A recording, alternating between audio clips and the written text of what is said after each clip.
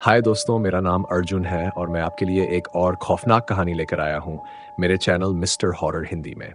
आज की कहानी आपको सिहरने पर मजबूर कर देगी। एक पुराना कब्रिस्तान, अजीब घटनाएं और एक ऐसी छाया जो अंधेरे से निकलकर जिंदगियां बर्बाद करने के लिए तैयार है।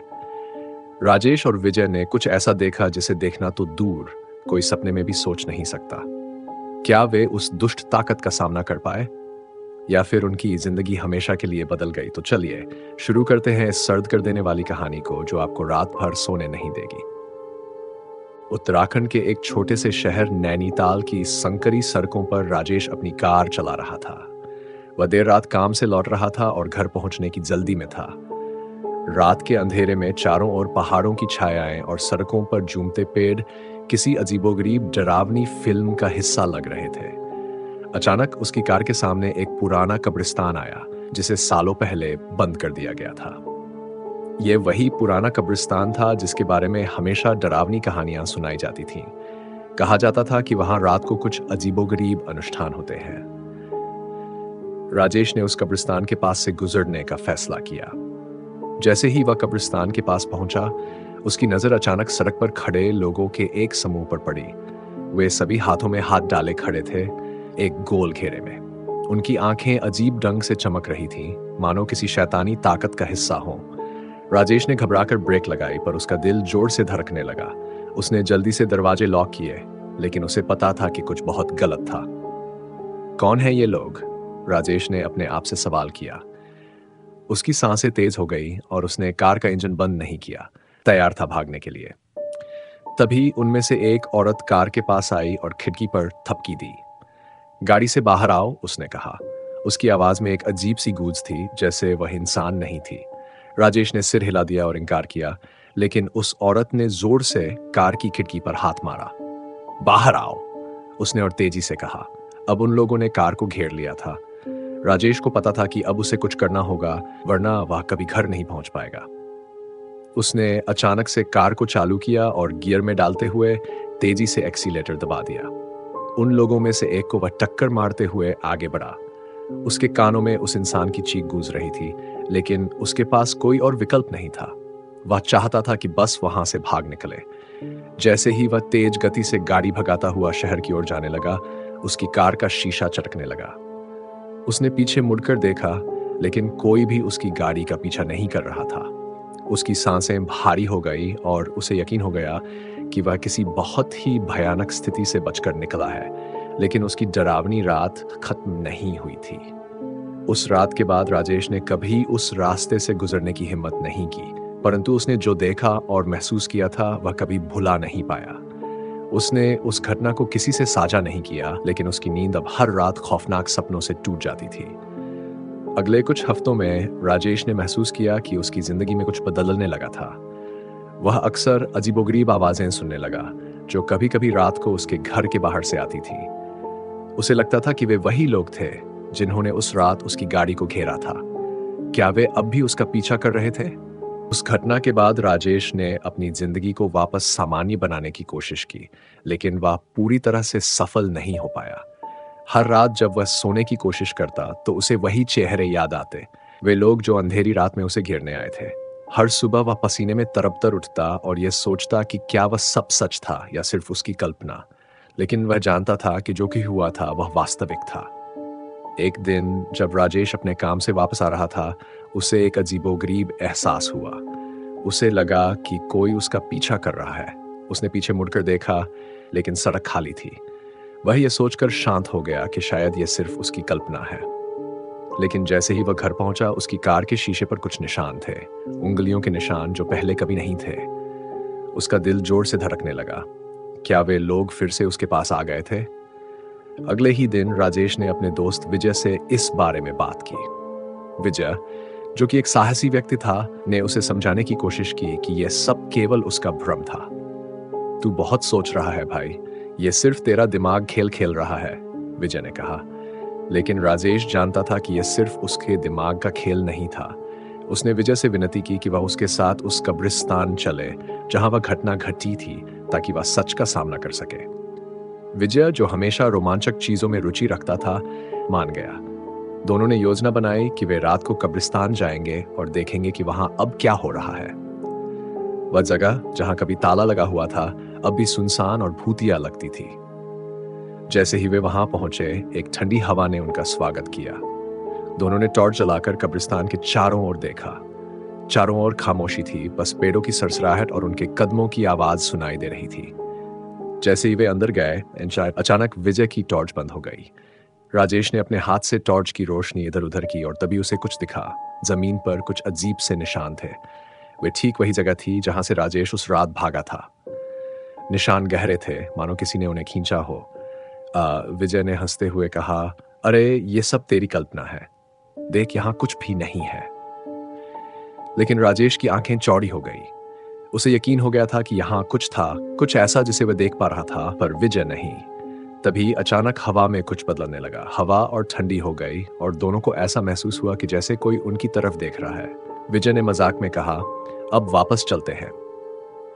लेकिन तभी उनकी टॉर्च फिर से जल गई और उसकी रोशनी सीधी एक पेड़ पीछे पड़ी। वहां पेड़ के पीछे एक छाया थी, एक इंसानी आकृति जो उन्हें घूर रही थी। वह आकृति धीरे धीरे उनकी तरफ बढ़ने लगी। राजेश और विजय के दिलों की धड़कन तेज हो गई। विजय ने राजेश का हाथ पकड़ा और बोला, भाग। दोनों ने भागना शुरू कर दिया, लेकिन वह छाया उनके पीछे पीछे थी। उन्होंने किसी तरह गाड़ी तक पहुंचकर दरवाजे बंद किए और तेजी से वहां से भाग निकले। पर यह घटना उनके लिए एक नई मुसीबत की शुरुआत थी। वह छाया अब हर जगह थी, राजेश के सपनों में, उसकी कार की खिड़कियों पर, उसके घर के बाहर। वह जानता था कि उसे इसका सामना करना पड़ेगा, वरना यह कभी खत्म नहीं होगा। उसे किसी ऐसे इंसान की जरूरत थी जो इन रहस्यमयी शक्तियों के बारे में कुछ जानता हो। अगले दिन राजेश और विजय एक प्रसिद्ध तांत्रिक से मिलने गए जिसका नाम था बाबा अनिरुद्ध। बाबा अनिरुद्ध का आश्रम शहर से दूर एक सुनसान इलाके में था। वहां पहुंचते ही दोनों ने बाबा को सारी घटना बताई। बाबा ने ध्यान से उनकी बातें सुनी और गहरी सांस लेकर कहा, तुम्हारी आत्मा को किसी ने बांधने की कोशिश की है। वह जो छाया है वह तब तक तुम्हारा पीछा करेगी जब तक तुम उससे मुक्ति नहीं पाओगे। राजेश और विजय का चेहरा सफेद हो गया। वे समझ चुके थे कि यह मामला बहुत गंभीर था। बाबा ने उन्हें एक अनुष्ठान करने का आदेश दिया, सिर्फ जिससे वे उस छाया से छुटकारा पा सकते थे। लेकिन बाबा ने चेतावनी दी, यह अनुष्ठान बहुत खतरनाक है। अगर तुम लोग इसमें कोई गलती करोगे तो वह छाया और भी ताकतवर हो जाएगी। बाबा अनिरुद्ध के शब्दों ने राजेश और विजय दोनों को हिला दिया था।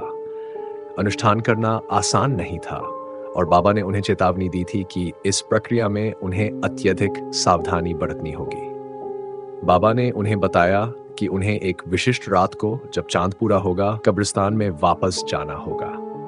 वहां उन्हें कुछ खास सामग्रियों का उपयोग करके उस छाया को बुलाना होगा ताकि उसे हमेशा के लिए समाप्त किया जा सके।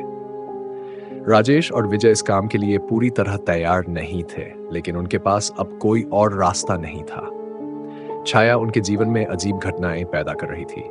रात के सन्नाटे में खिड़की के बाहर किसी के होने का एहसास, घर के अंदर अचानक से चीजों का गिरना, और सबसे डरावनी बात, राजेश को कभी कभी वही चेहरे नजर आने लगे थे जो उस रात कब्रिस्तान के बाहर खड़े थे। आखिरकार वह रात आई जब उन्हें अनुष्ठान करने जाना था। दोनों ने बाबा द्वारा दिए गए निर्देशों का पालन करते हुए सारी सामग्री इकट्ठा की। बाबा ने उन्हें एक विशेष मंत्र भी दिया था जिसे सही समय पर पढ़ना था। विजय ने अपने आप को मजबूत करने की कोशिश की, लेकिन उसके मन में अब भी डर छिपा हुआ था। जैसे ही दोनों कब्रिस्तान पहुंचे, हवा में एक अलग सा भारीपन महसूस हो रहा था। वहां कोई आवाज नहीं थी, सिर्फ पेड़ों के झूमने की धीमी सरसराहट। दोनों ने चुपचाप अनुष्ठान की तैयारी शुरू की। बाबा ने उन्हें जिस जगह पर अनुष्ठान करने को कहा था, वह वही जगह थी जहां से राजेश ने उस रात गाड़ी भगाई थी। राजेश की धड़कनें तेज हो रही थीं। वह उस रात को फिर से याद नहीं करना चाहता था, लेकिन अब वह इस समस्या से बच नहीं सकता था। जैसे ही वे अनुष्ठान शुरू करने के लिए तैयार हुए, अचानक से हवा तेज हो गई।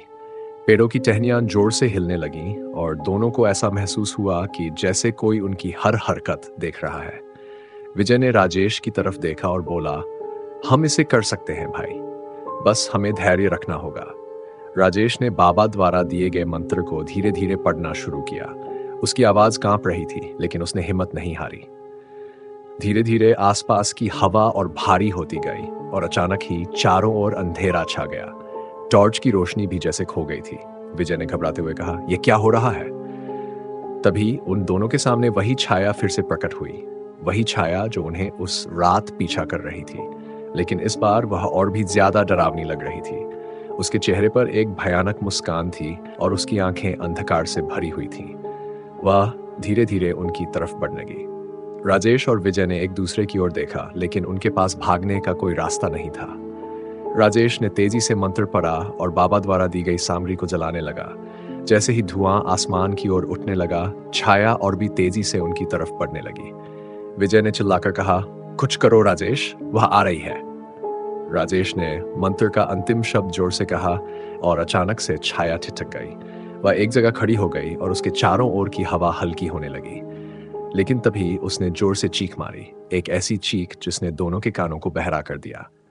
पेड़ हिलने लगे और जमीन कांपने लगी। यह स्पष्ट था कि वह छाया इतनी आसानी से हार मानने वाली नहीं थी। विजय और राजेश दोनों ने मिलकर आखिरी प्रयास किया।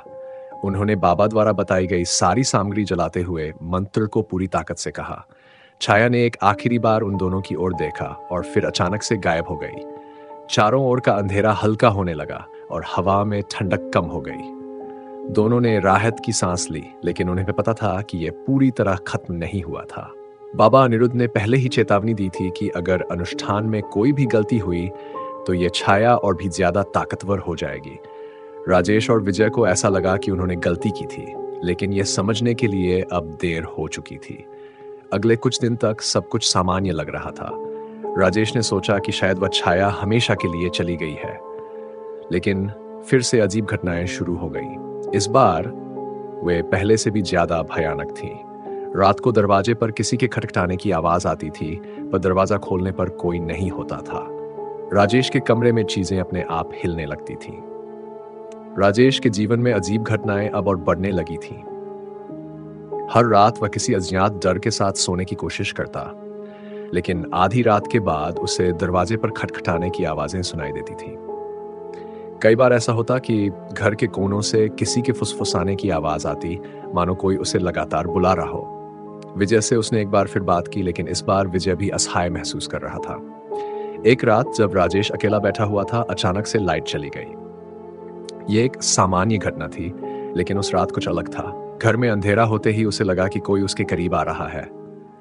उसने अपने चारों ओर देखा, लेकिन वह अकेला था। तभी उसे एक अजीब सी गंध महसूस हुई, जैसे कि कुछ जल रहा हो। यह वही गंध थी जो उसने कब्रिस्तान में अनुष्ठान के समय महसूस की थी। उसके दिल की धड़कनें तेज हो गई। वह उठा और टॉर्च की रोशनी में घर का कोना कोना देखने लगा, लेकिन कुछ भी असामान्य नहीं दिख रहा था। जैसे ही वह वापस अपने कमरे में आया, उसे अचानक से एक परछाई दिखी, वही परछाई जो उसने कब्रिस्तान में देखी थी। उसकी हिम्मत जवाब देने लगी, लेकिन उसने खुद को संभालते हुए दरवाजा बंद कर लिया और बिस्तर पर बैठ गया। परछाई अब भी वहां थी, उसे घूर रही थी। उसी क्षण राजेश के फोन की घंटी बजी। यह विजय का फोन था। विजय की आवाज कांप रही थी। राजेश, मेरे साथ कुछ अजीब हो रहा है। मुझे ऐसा लग रहा है कि कोई मेरा पीछा कर रहा है। अभी कुछ ही देर पहले मेरे घर के बाहर किसी ने दरवाजे पर खटखटाया था, लेकिन जब मैंने दरवाजा खोला तो वहां कोई नहीं था। राजेश को यह सुनकर और भी ज्यादा डर लगने लगा। अब यह बात सिर्फ उसके साथ नहीं हो रही थी, बल्कि विजय भी इस भयानक अनुभव का हिस्सा बन चुका था। दोनों समझ चुके थे कि उन्होंने अनुष्ठान में कुछ गलती की थी और अब वह छाया उनसे बदला लेना चाह रही थी। अगले दिन दोनों ने एक बार फिर बाबा अनिरुद्ध से मिलने का निर्णय लिया। बाबा ने उनकी बात सुनकर गंभीरता से कहा, तुम लोगों ने अनुष्ठान तो सही किया था, लेकिन एक बहुत महत्वपूर्ण बात को नजरअंदाज कर दिया था। वह छाया सिर्फ एक आत्मा नहीं है, बल्कि एक बेहद प्राचीन और ताकतवर शक्ति है, जिसे साधारण अनुष्ठानों से हराया नहीं जा सकता। उसे खत्म करने के लिए तुम्हें उसके मूल स्थान पर जाकर एक और बड़ा अनुष्ठान करना होगा। राजेश और विजय का चेहरा सफेद पड़ गया। वे समझ गए कि उनका सामना अब एक बेहद खतरनाक और अप्रत्याशित स्थिति से था। बाबा ने उन्हें बताया कि छाया का संबंध उत्तराखंड के एक पुराने मंदिर से था, जहां उसे पहली बार बांधा गया था। वह मंदिर एक सुनसान और खतरनाक जगह पर था, जहां जाने से लोग कतराते थे। दोनों ने बाबा की सलाह मानी और अगले ही दिन उस मंदिर की तरफ रवाना हो गए।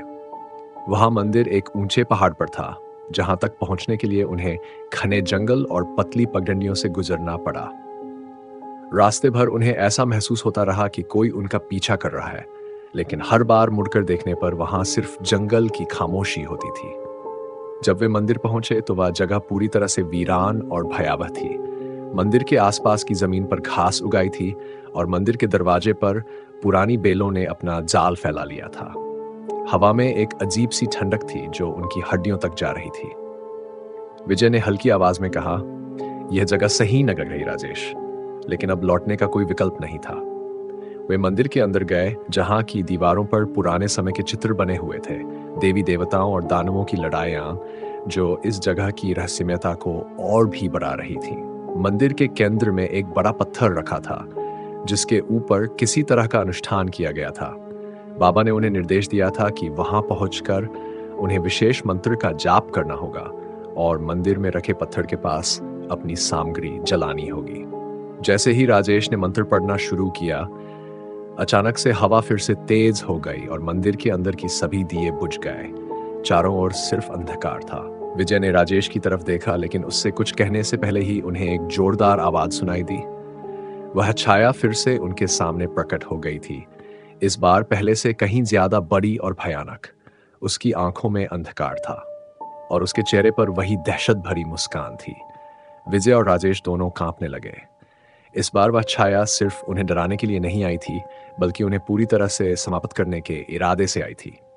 राजेश ने तेजी से मंत्र पढ़ा, लेकिन छाया की ताकत इतनी बढ़ चुकी थी कि वह उसकी ओर बढ़ती जा रही थी। विजय ने हिम्मत जुटाकर सामग्री जलानी शुरू की, लेकिन आग जलते ही छाया ने एक जोरदार चीख मारी और अचानक से मंदिर के चारों ओर के दरवाजे अपने आप बंद हो गए। वे दोनों अब उस छाया के साथ मंदिर के अंदर कैद थे। राजेश और विजय उस प्राचीन मंदिर में कैद हो चुके थे। चारों ओर घना अंधेरा था और छाया उनके सामने खड़ी थी, जैसे किसी शिकारी की तरह उन्हें घूर रही हो। विजय ने अपने हाथों से जलती हुई सामग्री को और तेज करने की कोशिश की, लेकिन आग की लपटें उतनी प्रबल नहीं हो पा रही थीं जितनी बाबा ने कहा था। छाया के करीब आते ही हवा का दबाव और बढ़ने लगा, जिससे विजय के हाथ कांपने लगे।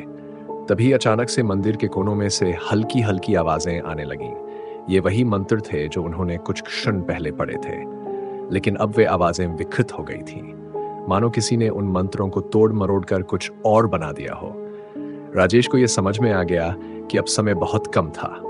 अगर वे जल्दी कुछ नहीं करते तो वह छाया उन्हें पूरी तरह से निगल जाएगी। विजय ने घबराते हुए कहा, राजेश जल्दी कुछ करो, यह हमें मार डालेगी।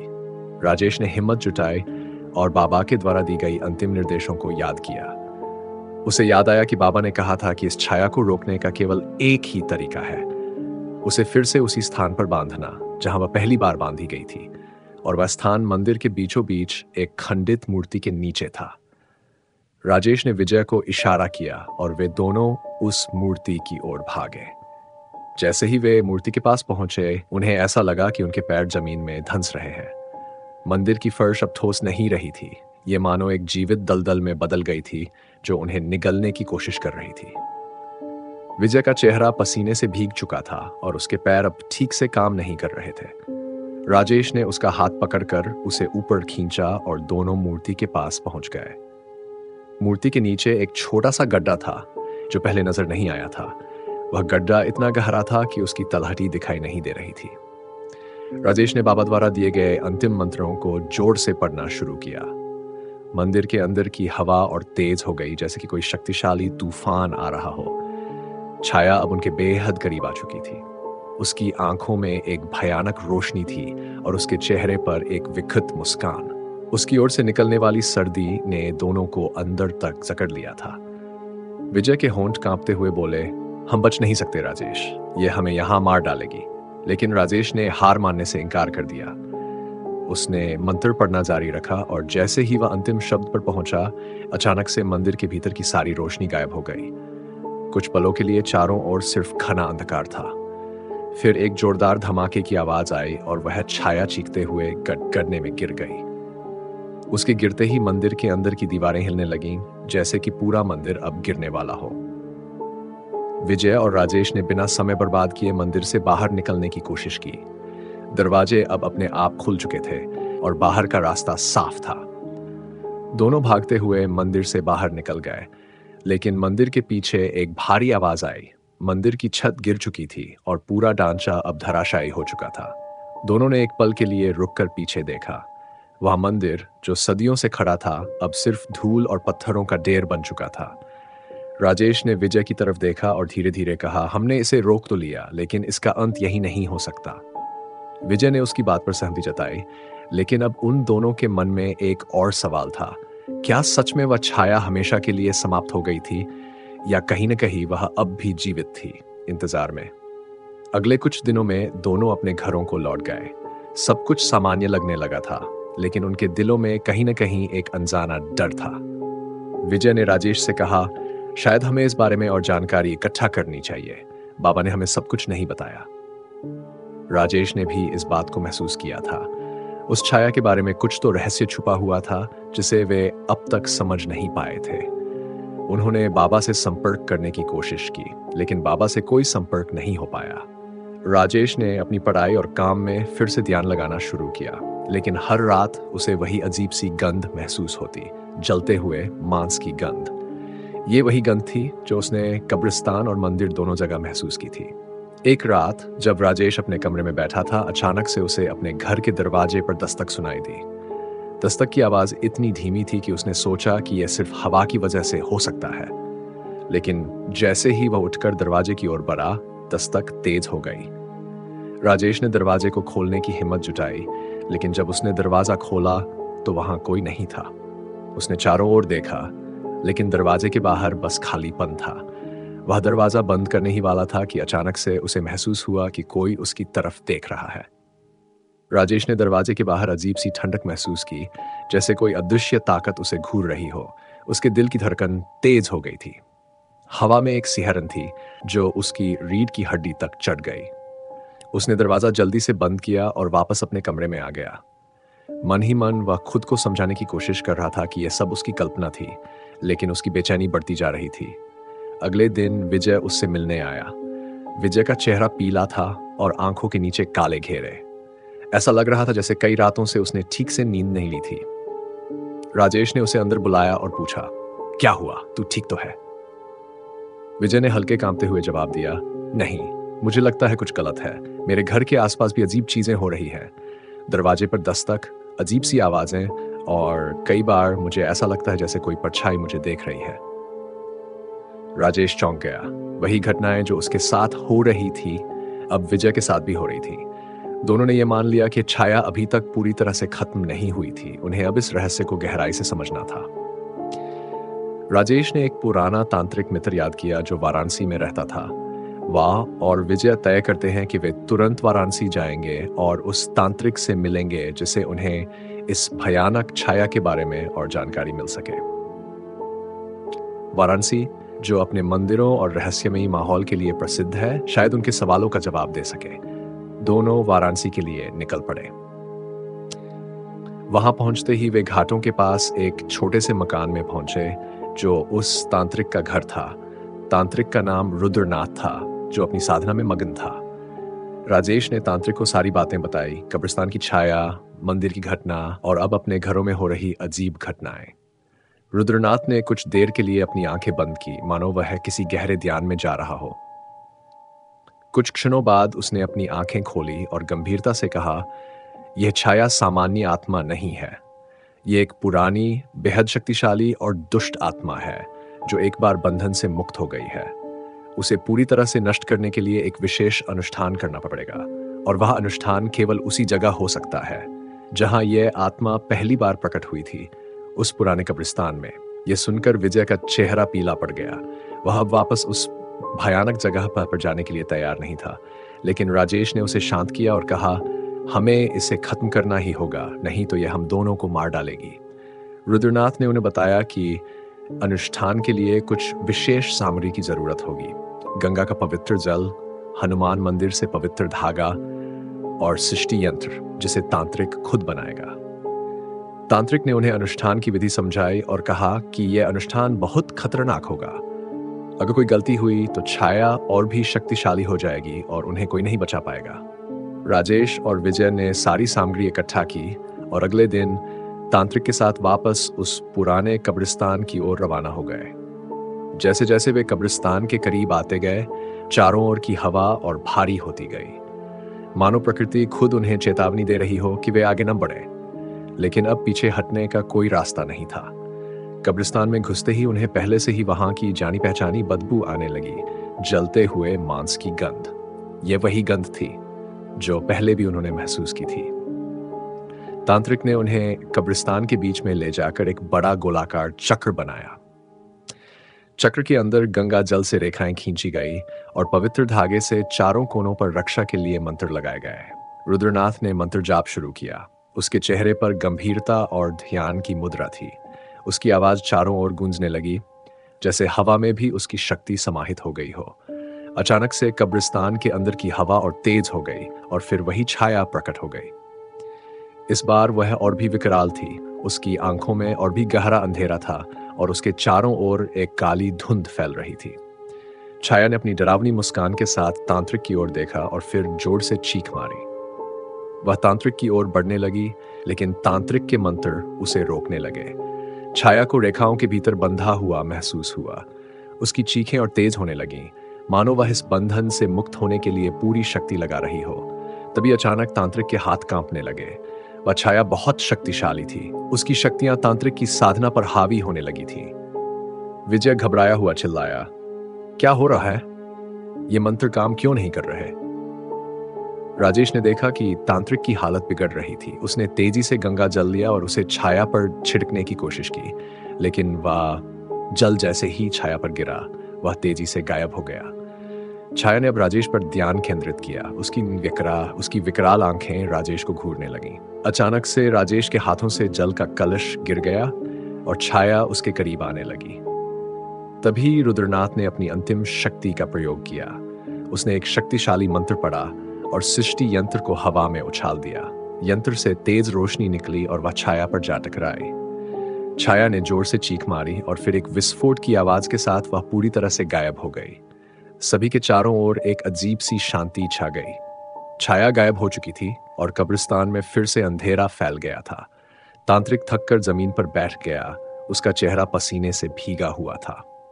राजेश और विजय दोनों ने राहत की सांस ली। उन्हें यकीन नहीं हो रहा था कि यह सब खत्म हो चुका था। लेकिन तांत्रिक ने धीरे से कहा, यह अंत नहीं है। यह छाया फिर कभी वापस आ सकती है अगर उसकी शक्ति को कोई जागृत कर दे। इसलिए हमें हमेशा सतर्क रहना होगा। वे तीनों कब्रिस्तान से बाहर निकले, लेकिन उनके दिलों में वह डर हमेशा के लिए बसा रह गया। वह छाया भले ही खत्म हो गई हो, लेकिन उस घटना ने उनकी जिंदगी को हमेशा के लिए बदल दिया था। वापस घर लौटते समय राजेश ने एक आखिरी बार पीछे मुड़कर उस कब्रिस्तान की ओर देखा।